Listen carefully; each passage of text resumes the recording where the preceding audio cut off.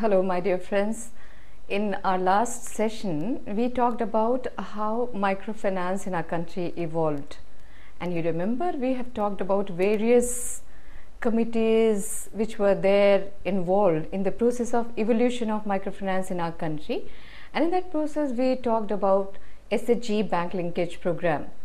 So today we are going to discuss in detail about shgs and various other methods of microfinance called joint liability groups and farmers clubs.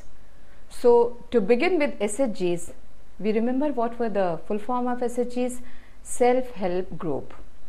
And before we talk about shgs, just to give the perspective that in our country there were a lot of problems to involve banking or the poor into the main banking stream. The reason was because dealing with poor meant high transaction costs for the bank. Then poor felt there's a lot of cumbersome documentation process. Then monitoring was also very costly for the bankers. Then the default rate was very high because poor were not able to give collateral. And then the subsidized resources were also found to have a lot of leakages. So because of this, poor were not coming into the main banking fold. So with that only this particular innovative model evolved called microfinance, and in that one of the most popular methods is shg, that is self-help group. Now what is this group approach does? In what way it is a solution to the problems because of which bankers were not able to involve poor into their main fold? One which this group approach does is it encourages thrift, means there are more micro deposits with the bankers. Then instead of collateral, the traditional collateral concept, it takes collateral in a very different form. What is that form? It's a non-tangible collateral in the form of peer pressure, the relationship, the cohesiveness of the group. So this particular model uses social dynamics as collateral in place of the traditional collaterals which bankers take. Then what happens in this group approach? It pulls all the individual needs for credit. So that way it helps not only to the poor in way of shgs but also to the bank in reducing the transaction cost. Then the process for lending, which otherwise was very problematic part for the poor to link themselves to the bank, is very simple in the process of group, and it links with the banking system the ones which were always delinked, means the poor. Now what is the aim of this shg or the group approach? Is through micro deposit it will enhance or facilitate the group of poor people to have microcredit. Microcredit, we understand, the small amount of loan for the purpose of enhancing the level of standard of the poor. And then finally it wants the poor to be graduated to micro enterprise so that they have their own unit and there is a sustained income to raise their living standard. Then another aim of this group approach is that right now they may be the members of shgs, but to empower them to such an extent that they become the individual account holders in the bank. So from interdependence to independence. So this is the way group approach gives a solution to the problem which bankers have been having in reference to keeping poor into the main banking fold. Now what is the core strategy of shg bank linkage program?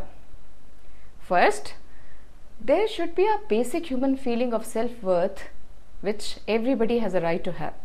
So this group approach gives the poor people that particular feeling, and that's the core of it.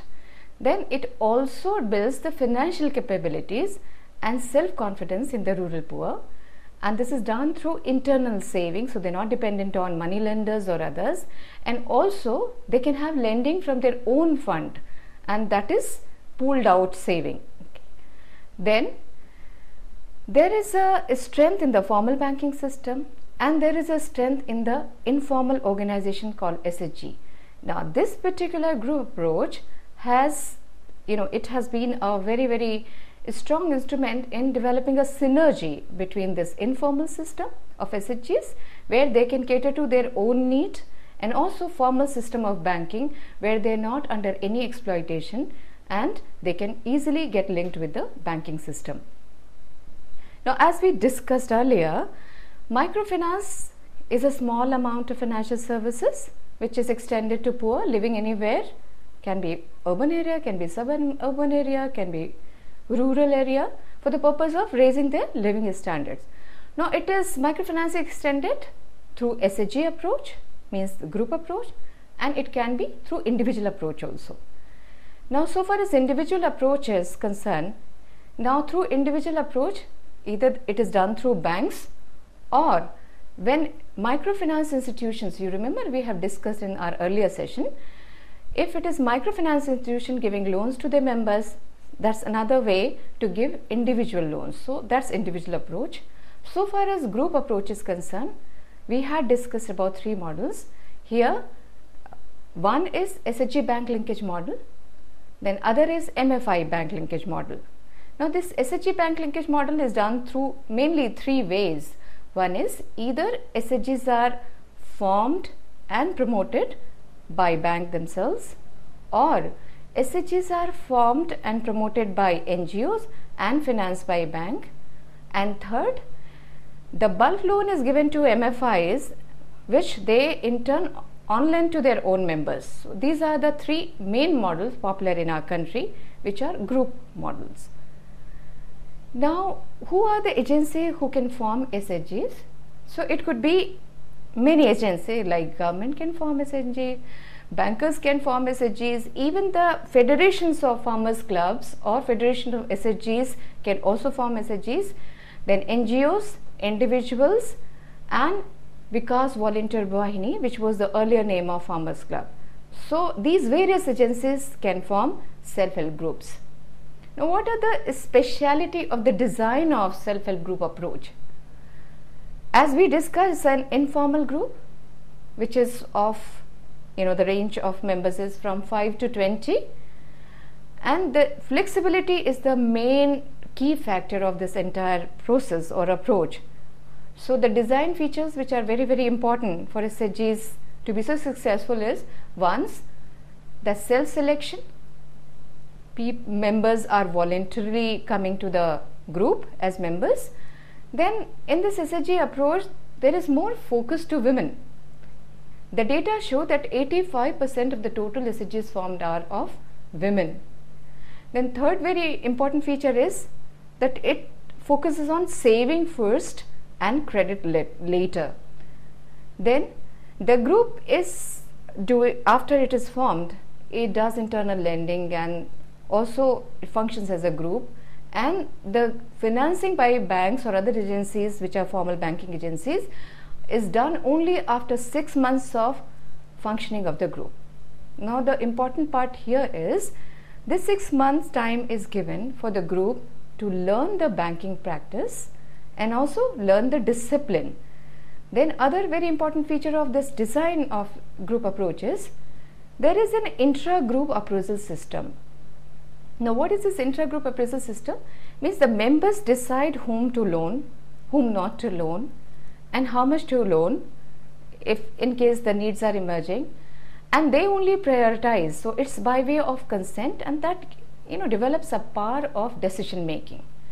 Then the repayment schedules, which were otherwise a big problem in the formal banking system for the poor because of them being very stringent and very rigid. Here in SHG approach, there are shorter repayment terms and also very flexible.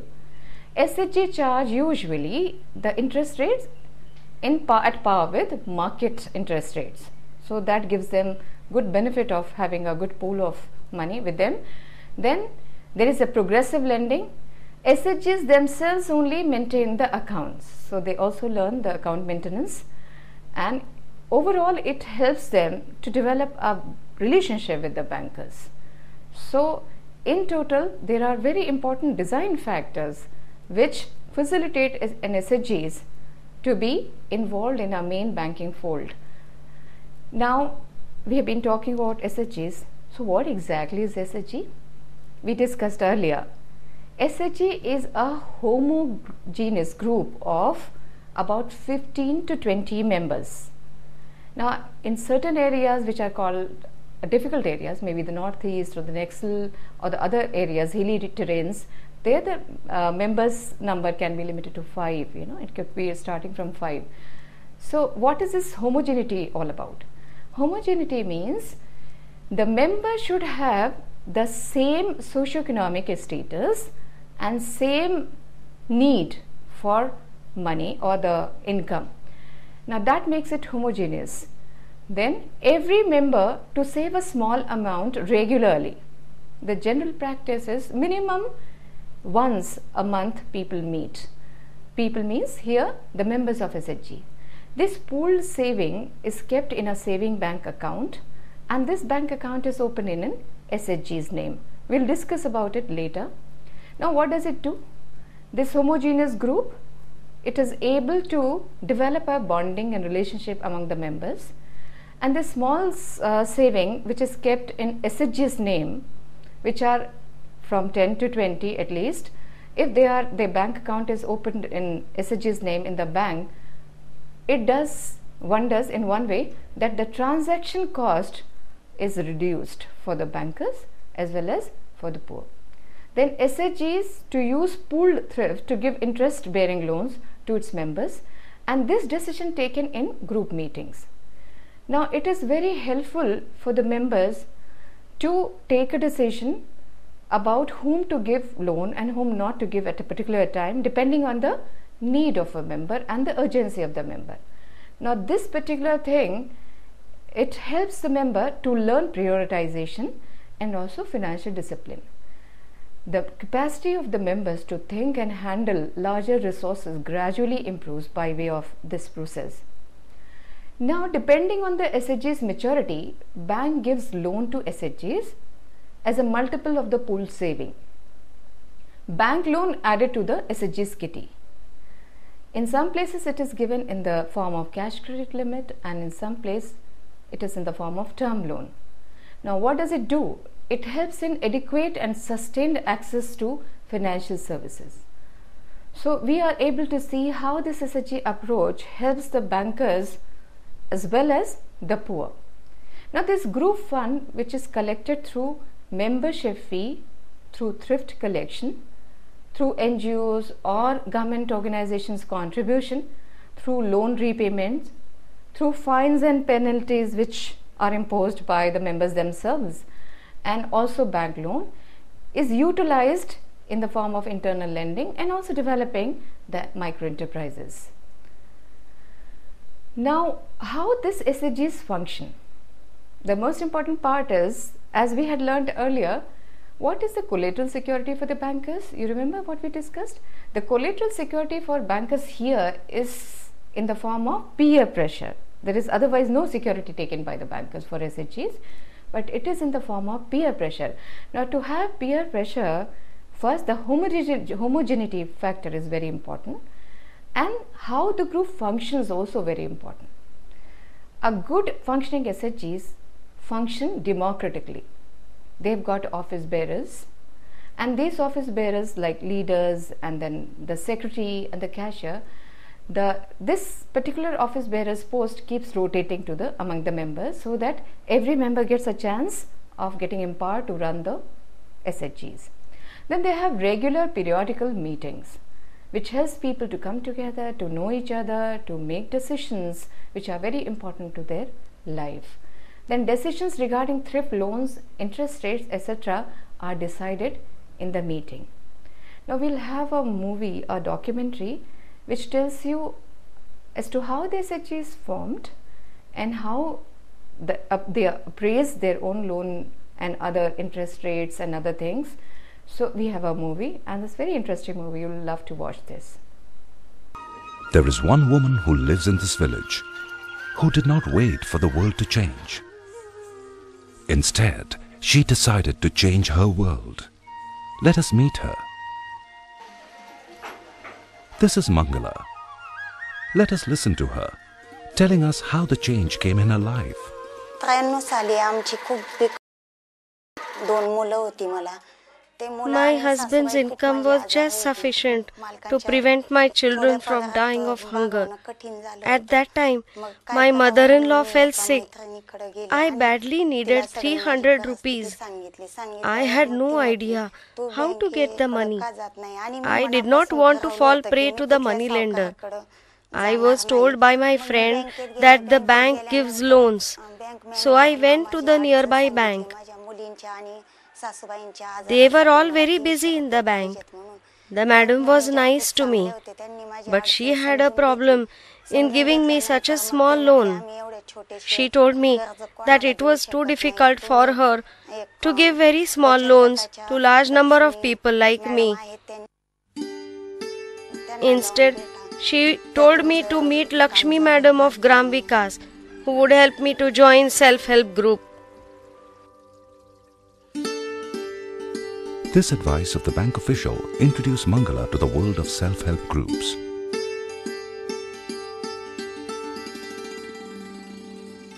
Mangala is a changed person now. She took a 500 rupee loan from the SHG 6 years ago.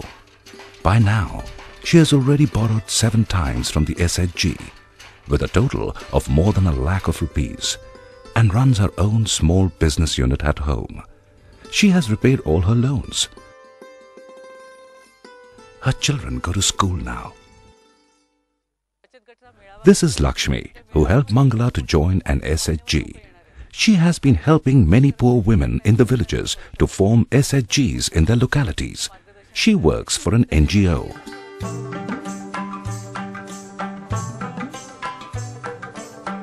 We know that self-help is the best help. We also know that unity is strength. In the same way, I felt I could encourage and help the poor people to become strong by coming together. I realized that self-help group was the best way for the poor to gain strength by being together and by helping each other. My NGO supported me fully in my efforts. I also found it very useful to seek the support of the state government when village level workers and Gram Sevaks interact together to call Gram Sabhas and so form self-help groups. The first thing I told the village elders all about myself, I wanted them on my side. I told them what an SHG was, what my NGO did for the empowerment of women, and I was happy to get their support. I clearly told everybody that I was not distributing any subsidy under any government program.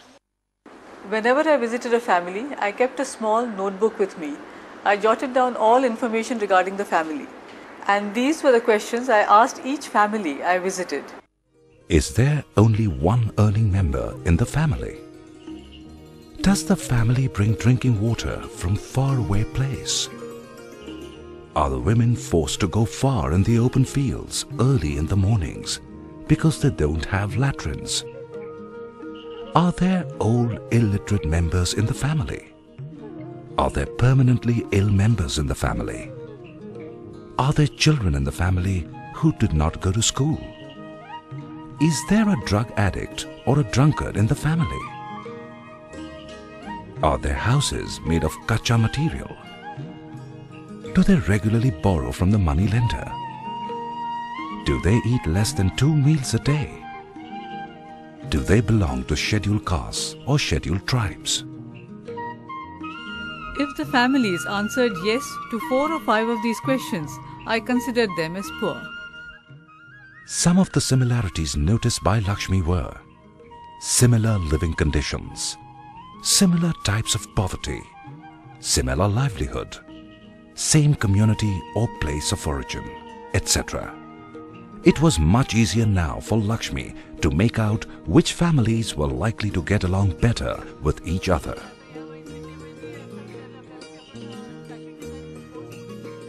After visiting the family for the second time, I called one member from each family to attend the meeting, and this is our first meeting of the SHG.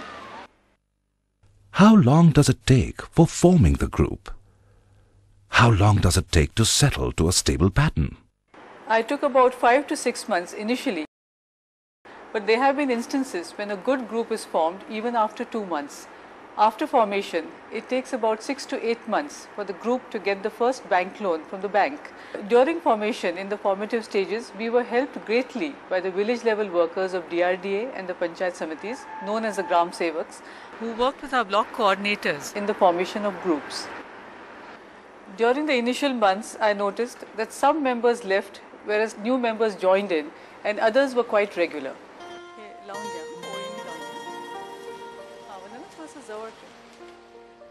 It is normal for some people to leave in the beginning when the group is formed, and others can join in.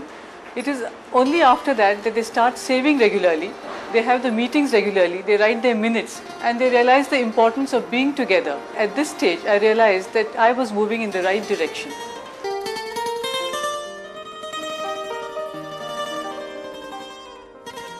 "10 to 20 members are ideal, because in a larger group than that, everybody will not be able to interact. By taking one member from one family, we can make more families participate. Members from the same social and economic background interact more freely with each other. The group should meet and save regularly so that everyone gets the savings habit. The group should lend among the members from the savings and maintain simple books of accounts. The SHG should also discuss the problems of its members." Now the time has come for the group to find itself a leader. I found that the best way of doing so was to ask the group present here the following questions so that they could answer and choose their leader.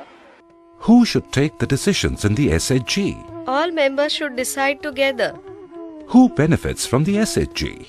All members benefit. Who should do the work? All should share the work. How can the work be shared?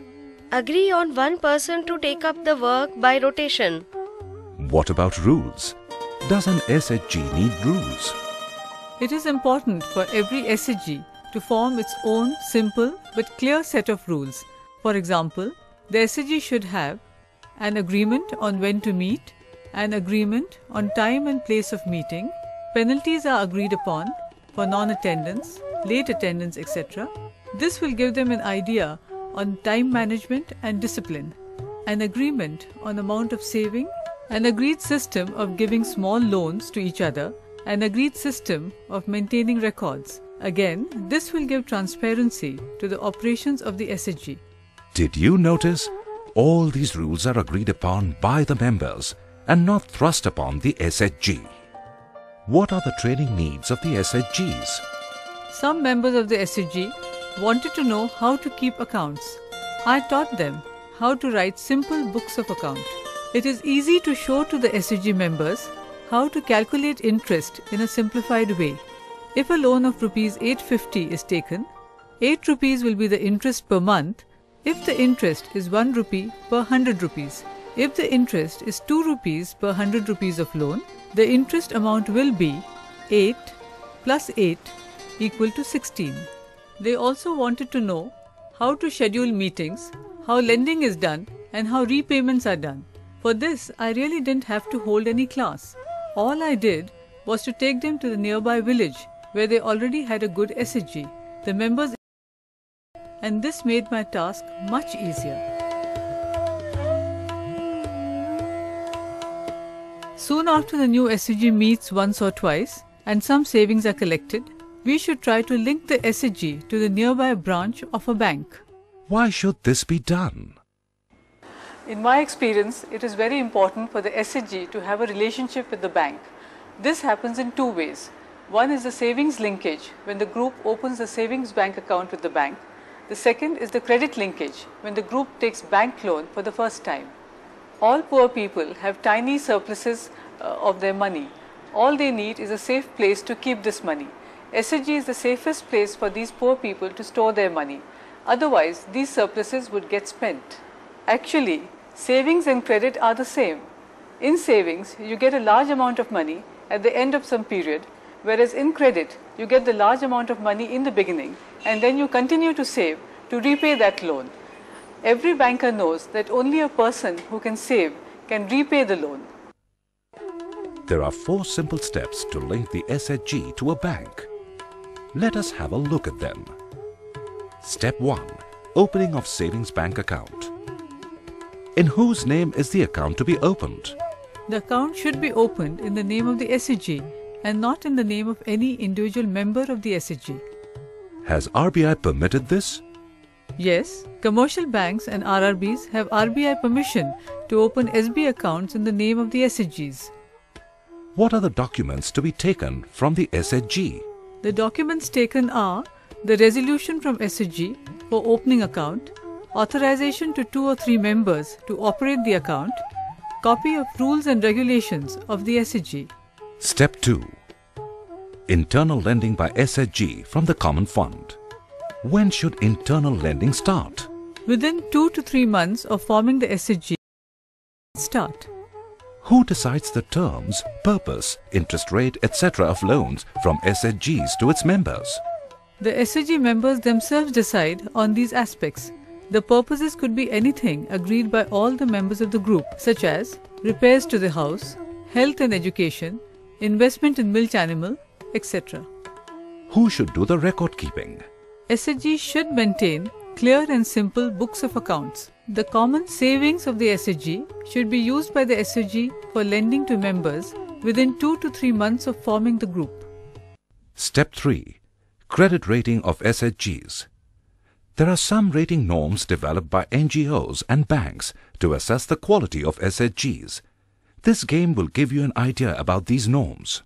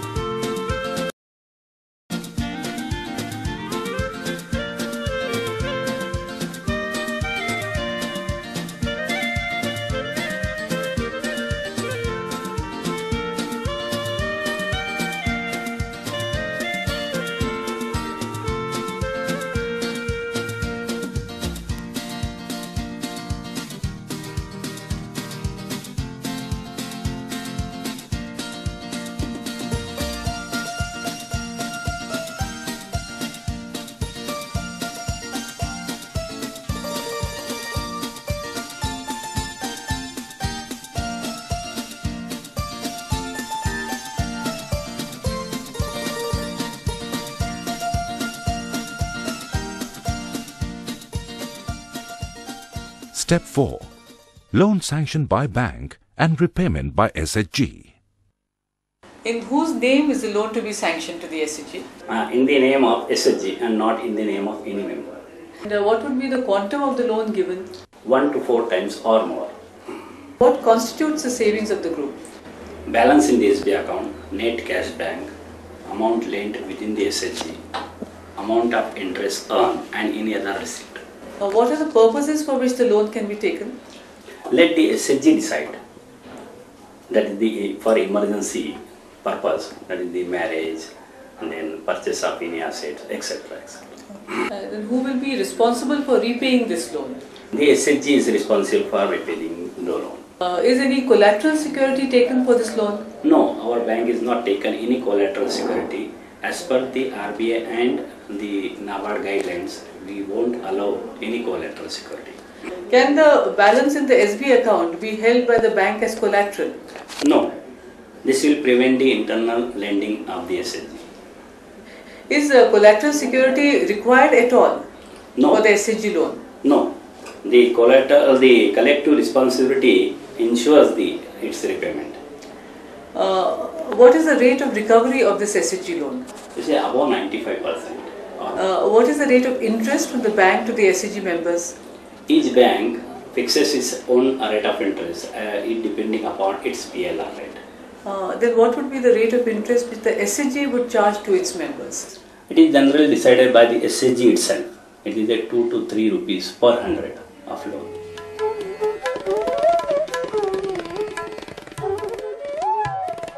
There are more than 7 lakh SHGs benefiting from SHG bank linkage. Over 1 crore families have now become partners to progress in the rural areas of India. The rural women of India now run the most cost-effective and the fastest growing microfinance program in the world. Let us all take part in this great movement by helping the poor women in our neighborhoods to join together in self-help groups.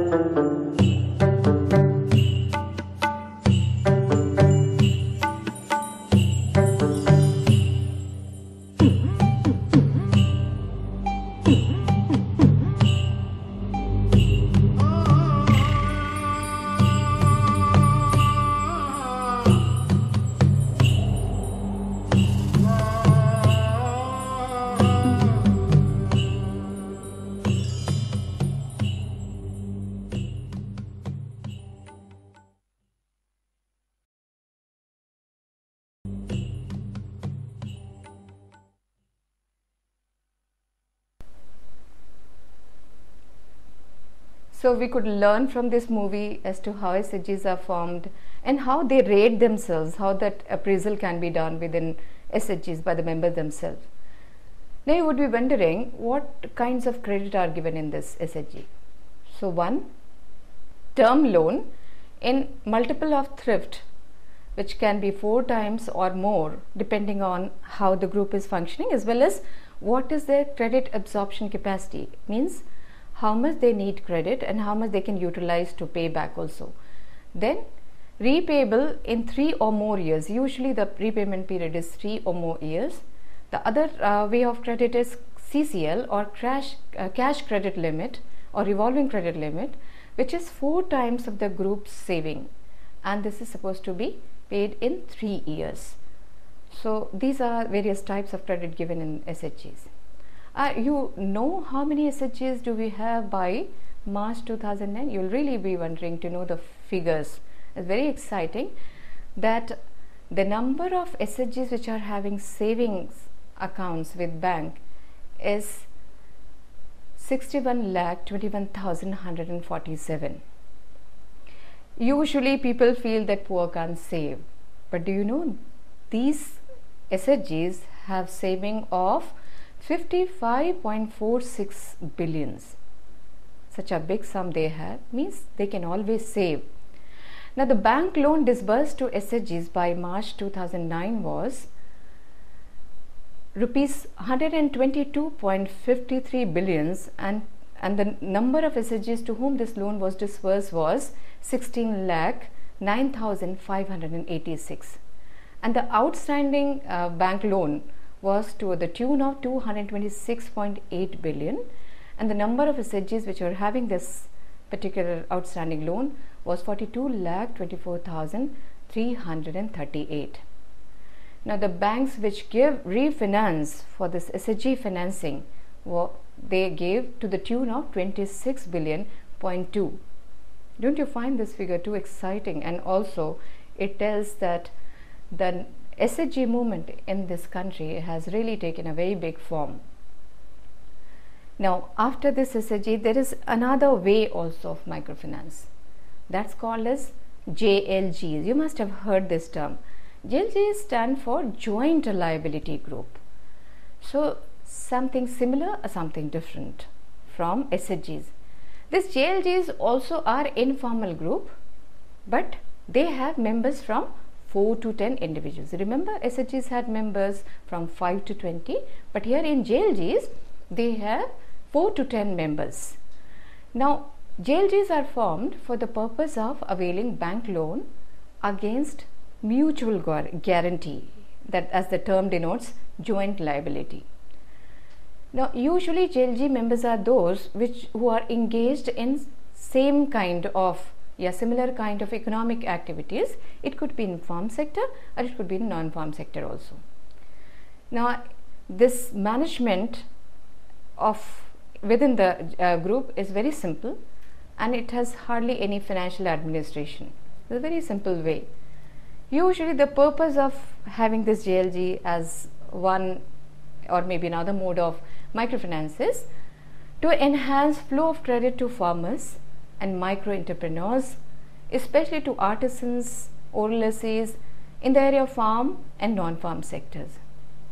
It also serves as collateral substitute for loans. Now what is that collateral substitute? That group approach, the joint liability. Another purpose of this JLG is to build mutual trust and confidence between bank and the target group. It minimizes the risk in loan portfolio for the bank because of the group and cluster. Then the overall purpose earlier we discussed in last session is to provide food security. So this is one of the objectives, to provide food security to vulnerable section by enhanced production, productivity and livelihood promotion through joint liability group mechanism. Now what is the criteria for selection of JLG members? So if there has to be mutual trust, if there has to be group harmony, so first thing which is very important is the members should be of homogeneous background, means they should have the same socio-economic status background and they should carry out the same or similar kind of economic activity. It could be in the farm sector, it could be in the non-farm sector. The second criteria for selection of JLG members is that the members or the ones who want to become the JLG members should agree to function as joint liability group. And these members should be from the same village, same area, and they should be able to trust each other. These were the same thing which we were discussing in SHGs also while we were discussing the criteria for SHG selection of members. Now the members or the poor people, members who are poor, if they are defaulting to any other formal financial institution in past, they would be debarred to be the member of this JLG. And then from one family only one member can become the JLG. As we discussed earlier, the size of JLG can be from 4 to 10 farmers. And who can form JLGs? Any agency including like banks, PACs, primary agriculture cooperative societies or other cooperative banks or the government departments, NGOs, PRIs like Panchayati Raj institution, then Kisan Vikas Kendra, Krishi Vikas Kendra, state agriculture universities, agri-technical management agencies, farmers clubs, associations, producer associations and other departments like small scale industries, agro industries and microfinance institution. All these agencies can form JLGs or joint liability groups. Basically, unlike SHGs, joint liability groups are primarily a credit group, but they can have saving which would be on the basis of voluntary. Then JLG members to be encouraged to open no-frill accounts. If they wish to save, then they should be encouraged to open individually no-frill accounts. Usually there are two models that we have in our country of JLGs. So model 1 or model A, here the financing is done to individuals in the group, and then all members to execute one inter se document making each one jointly and severally liable for repayment. Then financing bank to assess credit requirement, and it means the bank which is financing, which that will assess the credit requirement of the group, and there is a mutual agreement and consensus among members on how much loan to be obtained. And in model B, it is financing to the group, unlike model A. In model A, JLGs may finance individuals in the group. Here the group itself is financed rather than individuals, and JLG functions as one borrowing unit. It is eligible for acquiring one loan. If the members want to open an account or want to save, then the saving bank account is opened in the group's name, and there in other model they can open individual's name, and as we discussed, maybe it can be a no-frill account. Then all members to execute one inter se document making each one jointly and severally liable for repayment. Of course, that's the basic of JLG model, and that's in both the models. Now, what is important factor in JLG approach? One, this JLG concept depends heavily on mutual trust and peer pressure, and the leadership quality in the group is very, very important for sustainability of JLG. Why? Because the leader would be able to facilitate good functioning JLGs, the mutual trust and the peer pressure, which is the binding force for the entire group. Now, usually what are the purpose of credit is that for crop production, consumption, working capital, marketing and other productive purpose, both in farm or non-farm sector. As we discussed, the members are usually the ones who are working for similar kind of activities. Now, there is a loan limit in JLG. It could be extended maximum up to 50,000 per individual, whether it is model A of JLG which we discussed earlier or model B. The rate of interest in JLG's loan case is decided by the banks, but the incentive for prompt repayment can be considered, and they can consider that and they can decide some incentives for prompt repayment by the JLGs. Now, no collateral is supposed to be insisted upon by the bankers, and margins are as per the usual norms. The documents which are required for JLG processing of loans is: 1, introduction form; 2, application cum appraisal form; and then mutual guarantee and a DP note.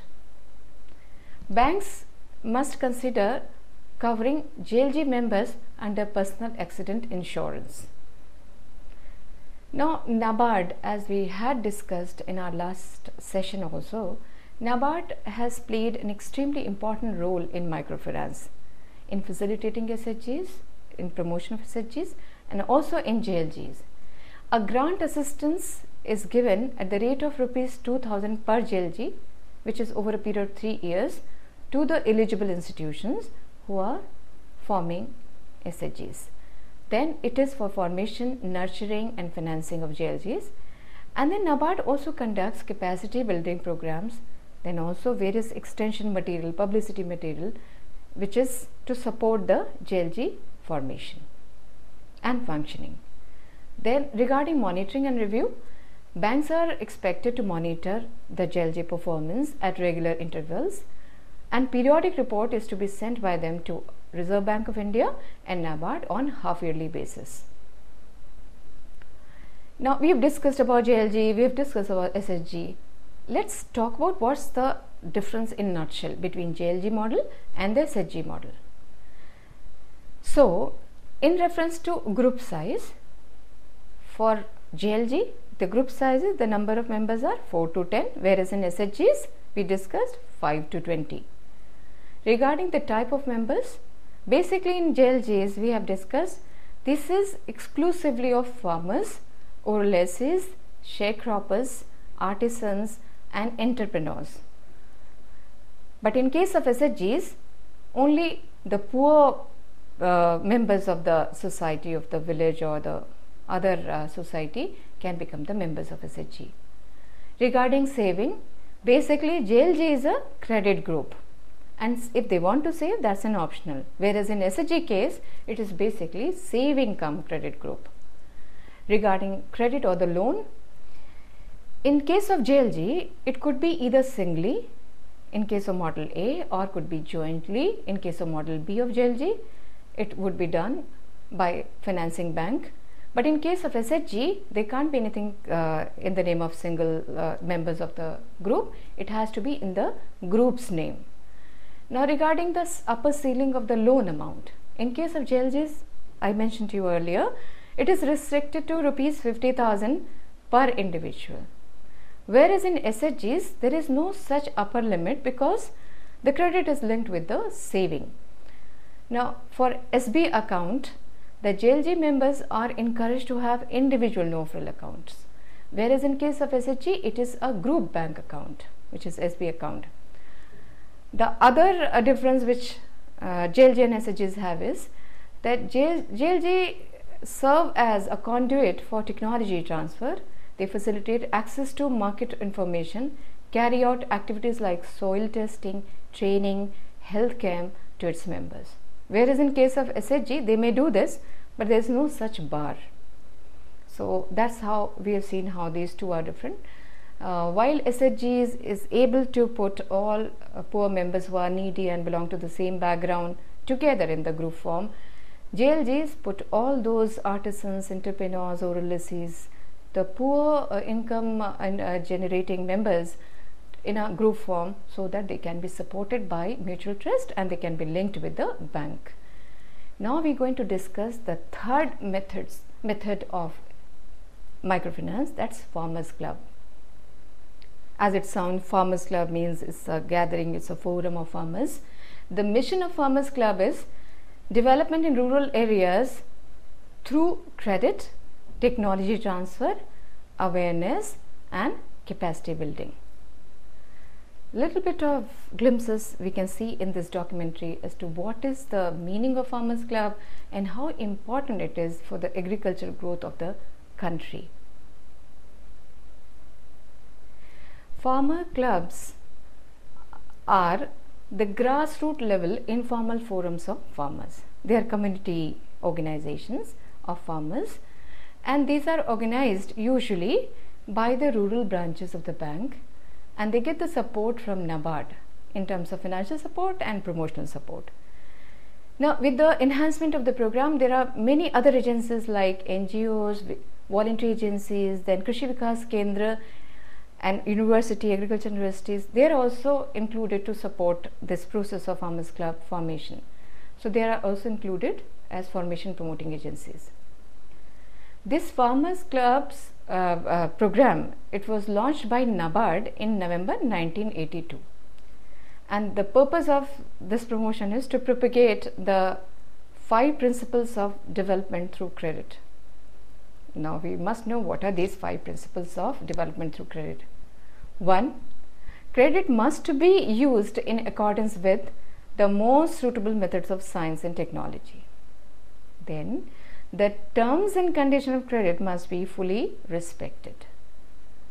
Third, the work should be done with skills and so skillfully, so efficiently, so that production and productivity both increase. A part of additional income created by credit must be saved. And the fifth principle is loan installments must be repaid in time and regularly so that credit can be recycled. The same program was earlier popular as Vikas Volunteer Vahini program or VVV Club program, but was rechristened as Farmers Club in 2005. Now what does Farmers Club do? 1. It coordinates with banks to ensure credit flow among its members and enhance better bank-borrower relationships. Then the second function is to organize meetings at least once a month, and then depending on the need it could be 2 or 3 meetings per month.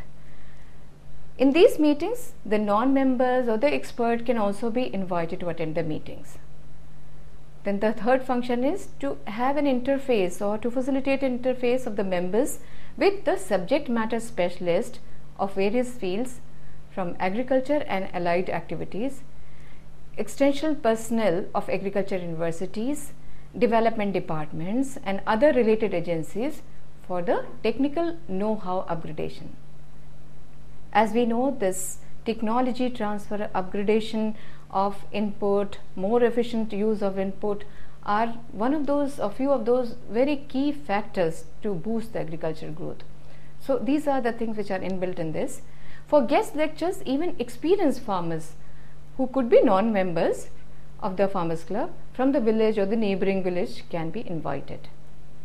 Then the corporate input suppliers the farmers club members should have license with them.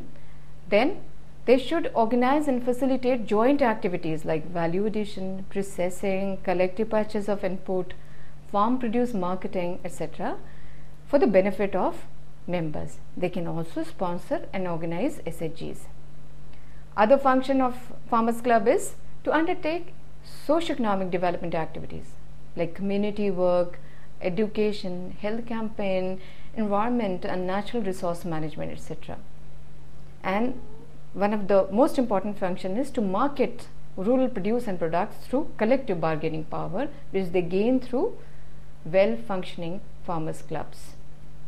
Now, what is NABARD support? We discussed earlier that NABARD promotes and supports all these microfinance methods including shgs, jlgs and farmers club. For farmers club, NABARD helps in capacity building of members of farmers clubs in terms of various training, especially the leadership training. It also links them with technology in the markets. Then self-help group and joint liability group formation. Then also it helps in forming federation of farmers clubs or producer groups or the companies. Now, what are the benefits which banks get out of these farmers club? So one study which was done by IIM Lucknow has brought out a few very important points as benefits to banks through farmers club is it helps in increasing low cost deposit for the banks. Then it also increases the credit flow and also diversification of lending. It generates new business avenues. It increases in recovery and decline in non-performing assets. Then it reduces transaction cost of banks and then financial institution, and overall it develops business partners among its own clients. It also helps in socio-economic development of the village. It's almost like a collaborative function or a win-win situation between the banker and the borrower. Besides these benefits to the bank, the farmers clubs has also been instrumental in certain social welfare measures such as free eye checkup camps, animal health care camps, mass vaccination camp, community words like road check dams, afforestation, etc. Through this collective efforts, it enhances their bargaining power for bulk purchases of input and marketing of their own produce. Now, who all can form the farmers club? It could be commercial banks, cooperative banks, RRBs or regional rural banks, or other grassroots level organizations like voluntary agencies, NGOs, Panchayati Raj institution, state agriculture universities, Krishi Vikas Kendra, post offices, etc. These agencies can form. Now, what is the setup of this farmers club? Farmers club is an informal forum in the village. Is there any benefit of being informal? Yes, the benefit of being informal is they can customize to their own need. The functioning can be very much customized to their own need of the poor or the farmers. Now, it can be promoted in a village or a cluster of villages, generally in the operational area of a bank. While farmers club should have minimum of 10 members, there is no upper limit given about the membership. Every club would be having 3 office bearers, one chief coordinator or the chief volunteer or the president, second the associate coordinator or the associate volunteer or the vice president, and third the cashier. The office bearers would be elected by club members on a democratic basis for a term which would be decided by the club members themselves.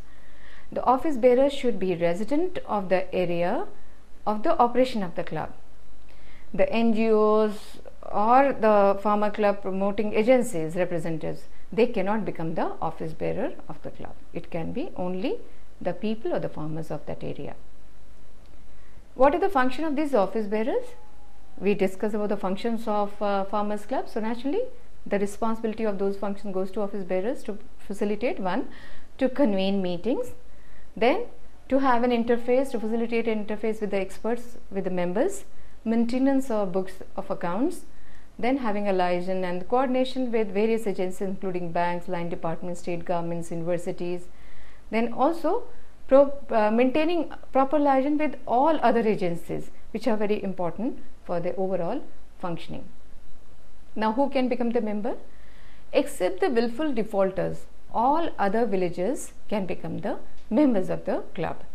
The club must make the efforts to raise their own resources by way of contribution from its members, and they should undertake certain business services such as bulk procurement of input and collective marketing of agricultural produce. They can also act as agents for insurance and other services. So all these activities may enhance their resource base. What are the various steps involved in formation of farmers club? So the bank branch can promote the clubs directly or through various agencies we discussed earlier, can be KVKs or agriculture universities or NGOs or the other corporates, etc. Now all these agencies can be involved in promoting and they are eligible to form farmers clubs.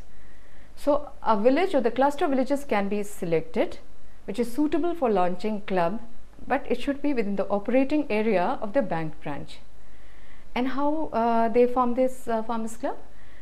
They identify a few progressive farmers and the borrowers who have got the good track record of proper loan utilization.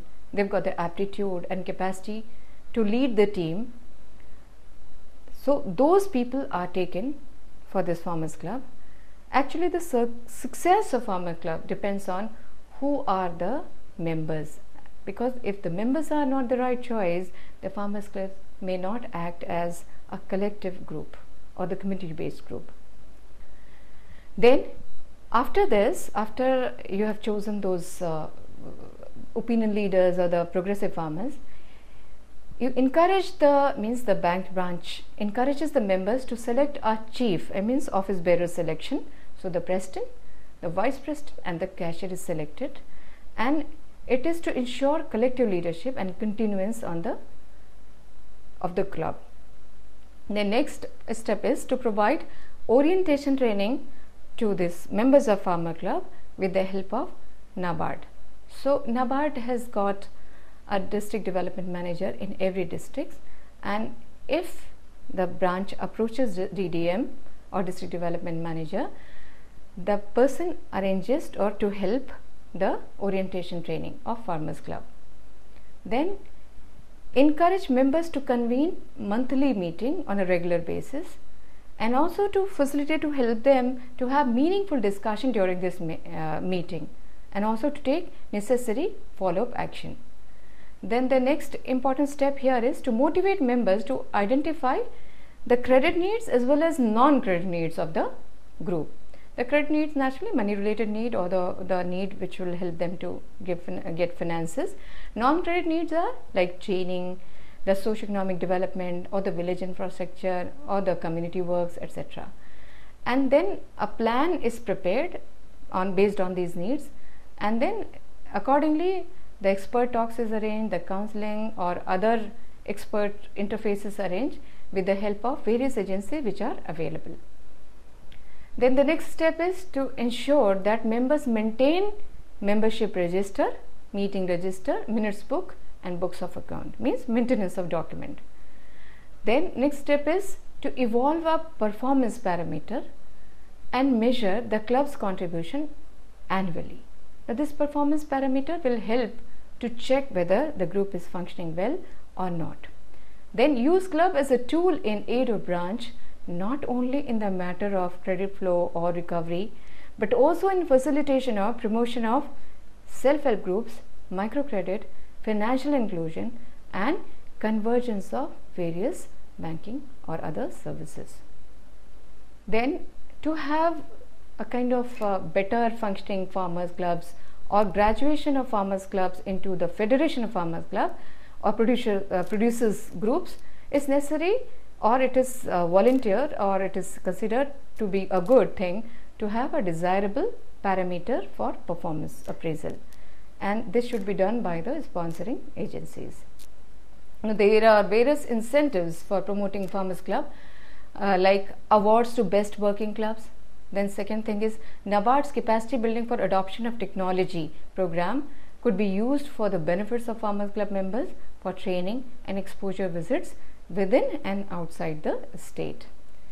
NABARD gives financial assistance to the agencies who promote. It could be agencies or could be any other agency or members at the rate of rupees 10,000 per club per annum for a period of 3 years, and this includes formation and maintenance expenses at the rate of 2,000 rupees, then base level orientation training program at the rate of 5,000 rupees, and then meet with expert program which are done twice in a year at the rate of 3,000. So put together 10,000 rupees assistance is given per club per annum for a period of 3 years. Then NGOs or KVKs, they will be provided by NABARD with an incentive of rupees 2,000 per club out of the total assistance of rupees 10,000 per club per annum.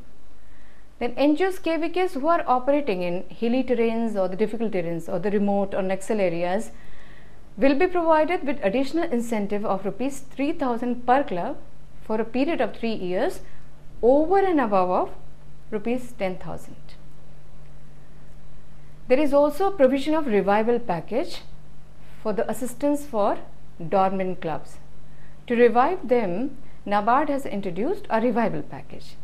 Now, this assistance may be used towards meeting the revival cost, which includes the arranging of exposure visits for the member, as well as concerned branch managers who belong to such clubs which are dormant.